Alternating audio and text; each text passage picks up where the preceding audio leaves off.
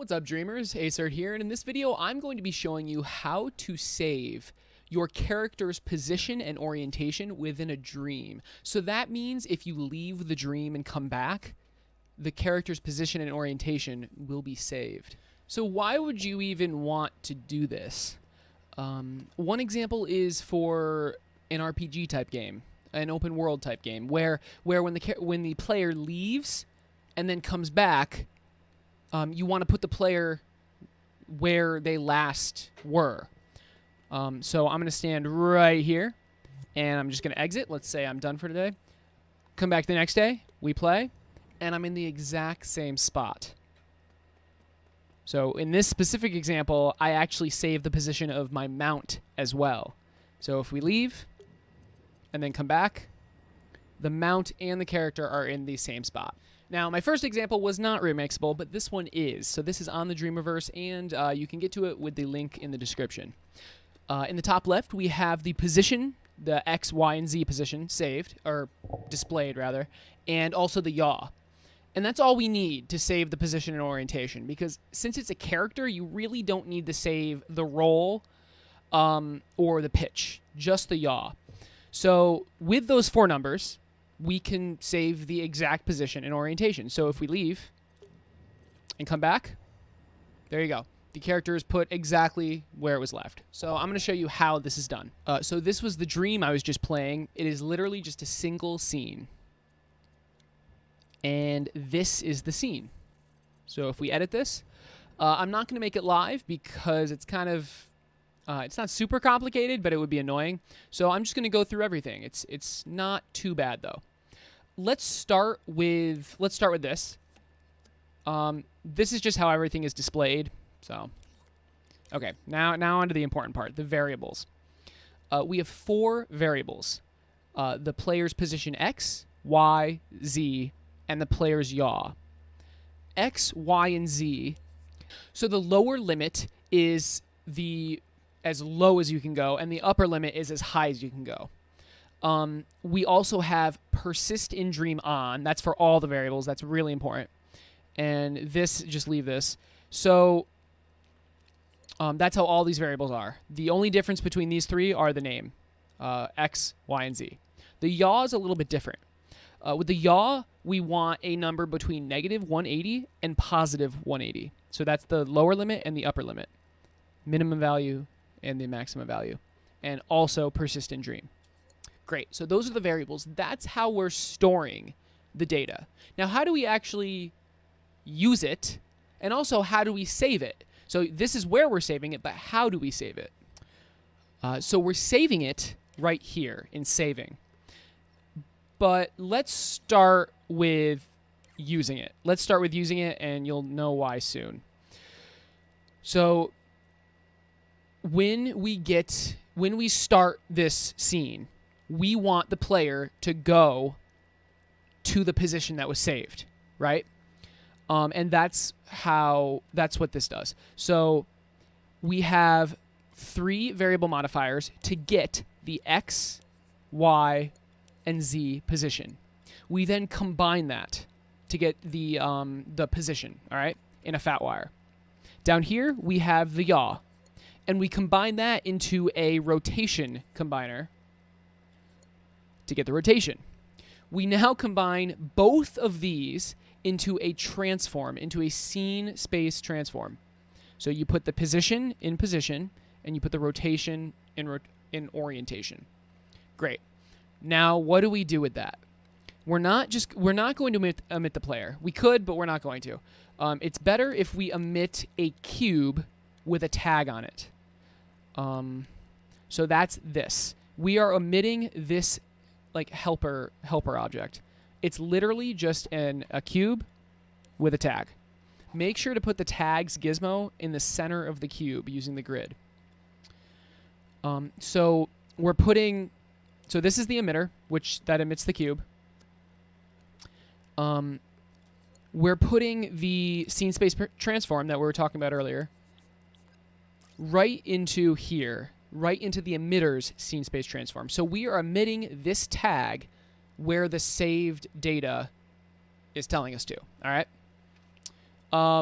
one other important thing is this. We only want one of these, and the lifetime should be low. I have it kind of high just so you can see it, but ideally it only needs to be like 0.2 seconds. And I also have this cube as visible, but you probably don't want it to be visible. Make sure the cube is non-collidable and weightless and stuff as well. Okay, the cube is emitted. Now what? The cube oh, and by the way, because this emitter starts on and is once, it will emit a single time and then never emit again unless the scene is restarted. So the cube is emitted on the first frame of the level. What happens next? After 0.1 seconds, actually no, after 0.066 seconds, so 2 frames, we pulse on a teleporter that teleports the character to this tag. So again, the cube with the tag on it gets emitted at the position that is saved in our variables. 2 frames later, the character teleports to that tag, and make sure you have position on and orientation on, and also make sure the gizmo is lined up with the feet like that. And that's how you use the data to place the character. Now, how do we save the data? Well, to save the data, we go into this chip. So you'll see a wire going from the initialize chip to the saving chip. This wire is the pulse signal that turns on the teleporter. So we don't want to save. We don't want to save the position until the player has teleported. Because we don't want to overwrite our variables before we've used them. So that's why we're using this. We only start saving after we've teleported. So after we've teleported, this counter counts up, and this is a one-shot switch, so it'll always be on. This output will always be on after it gets counted up once. And what's going on here? So this counter turns on these 4 variable modifiers where we set continuously the position X, the position Y, and the position Z. And we also are setting continuously the yaw. Now, where are we getting those values? We have a tag that is positioned right in the same place as the other ones, called position. Doesn't really matter what it's named. And we split the scene space transform. We split it, and we have the position and the orientation. We split both of those as well. We split the position here and the orientation here. And for X, Y, and Z, we feed A, B, and C into those. And for the yaw, we feed the yaw, right? So that's it. That is the entire system. It's not going to work unless it's in a dream. All right, because dreams save the variables. Scenes don't. You have to save the scene within a dream. It doesn't have to be linked. It can just be a single scene, and the variables will persist. So we're going to save this.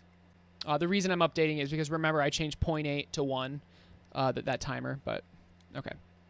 And let's test it out. So we're going to reset our progress and play. So we start out in the center because the variables start out as 0, 0, 0.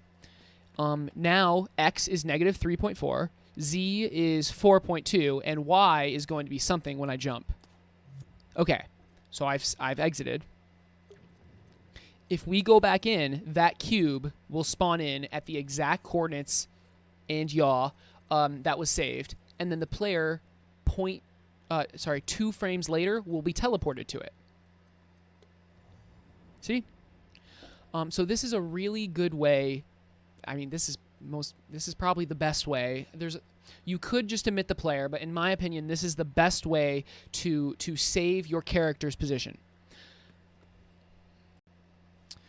There's nothing stopping you from using this method to also save the roll and the pitch in addition to the yaw. There was just no point for me because the character's pitch doesn't change and the character's roll doesn't change normally. So I really hope this tutorial helped. If you need more Dreams help, I stream Dreams on Twitch every Tuesday, Wednesday, Friday, and Saturday. If I'm not streaming on Twitch, there's my Discord, and Twitter down in the description. I really hope this tutorial helped. There are more tutorials in the making, and I hope you have a great rest of your day. I'll see you later. I just wanna be with you. I just wanna be